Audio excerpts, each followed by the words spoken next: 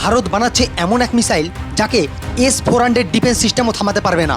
DRDO তৈরি করছে সূর্য next generation hypersonic missile, যা শব্দের থেকেও 7 থেকে 8 গুণ বেশি গতিতে ছুটবে। সৌর্য এনজি হলো বর্তমানে ভারতের হাতে থাকা সৌর্য হাইপারসনিক মিসাইলেরই আরও উন্নত সংস্করণ, যা 1000 কিলোমিটার দূরের বস্তুকে আঘাত করতে সক্ষম। সৌর্যর এই নতুন ভার্সনে বেশ কিছু নতুন ফিচার্স অ্যাড করেছে ডিআরডিও, যার মধ্যে রয়েছে মিড কোর্স ও টার্মিনাল ফেসে আরও জটিল মুভমেন্ট, অর্থাৎ যাকে ইন্টারসেপশন করা অত্যন্ত কঠিন।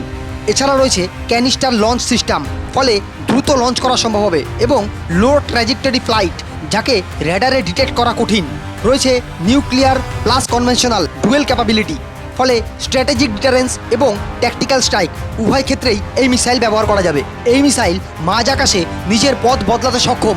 এক কথায় বললে এটা একটা ultra fast, stealthy, highly accurate missile, যা শত্রুর ডিফেন্স ভেদ করে মুহূর্তে টার্গেট ধ্বংস করতে পারে।